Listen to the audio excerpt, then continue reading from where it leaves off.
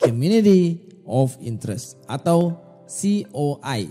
Community of Interest adalah komunitas yang sengaja dibentuk di dalam internal perusahaan. Komunitas memiliki kegiatan berdasarkan kesamaan minat. Misalnya kegiatan hobi, seni, dan olahraga. Di beberapa perusahaan terdapat komunitas bulu tangkis, futsal, musik atau band, dan lain-lain. Apa hubungan kegiatan-kegiatan seni dan olahraga tadi dengan knowledge management? Maksud dan tujuan dibentuknya komunitas ini adalah terciptanya kondisi berbagi pengetahuan dalam suasana yang lebih santai atau casual.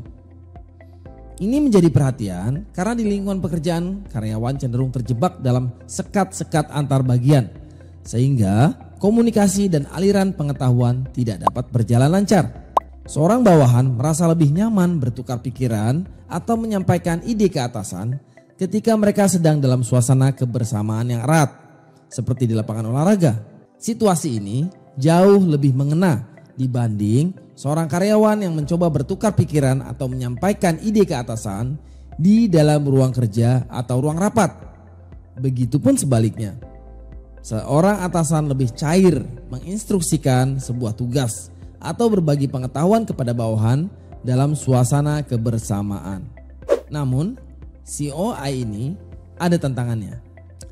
Tantangannya adalah situasi dan kondisi organisasi atau kebiasaan para karyawan di sebuah perusahaan di mana after office hour seharusnya menjadi kondisi yang benar-benar bebas dari apapun yang berhubungan dengan urusan pekerjaan, sehingga karyawan dapat bergabung dalam kegiatan COI.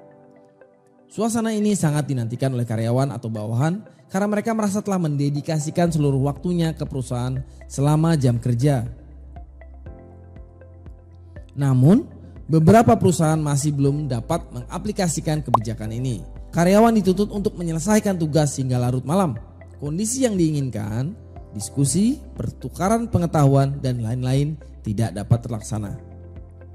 Faktor lain adalah jarak tempat tinggal karyawan di kota besar yang pada umumnya cukup jauh dengan tempat kerja. Mereka harus menyesuaikan kondisi fasilitas transportasi publik dan infrastruktur jalan yang kurang baik, misalnya kemacetan.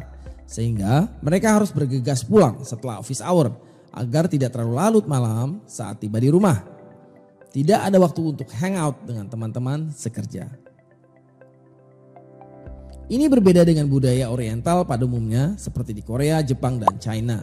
Karyawan terbiasa berdiskusi masalah pekerjaan di luar jam kerja, seperti di kafe, pub, restoran, dan lain-lain. Selain transportasi publik dan lalu lintas yang relatif lancar, tidak ada tuntutan bagi mereka untuk segera tiba di rumah setelah pulang kerja.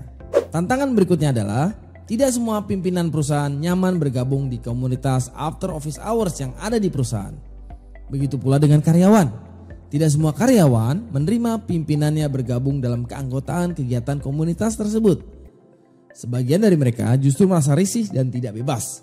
Kondisi seperti ini terjadi pada perusahaan atau organisasi yang memiliki hierarchy culture, alias organisasi yang menekankan pada definisi ranking atau jabatan yang jelas. Tantangan-tantangan tersebut bisa terjawab dengan leadership yang baik dari para atasan. Dengan semangat berbagi dan menyatu, hal tersebut bisa diatasi. Lalu, di era pandemik seperti saat ini, di mana kita harus melakukan physical distancing, social distancing, community of interest sulit dilakukan. Tools ini bisa digunakan ketika kondisi pandemik telah berakhir.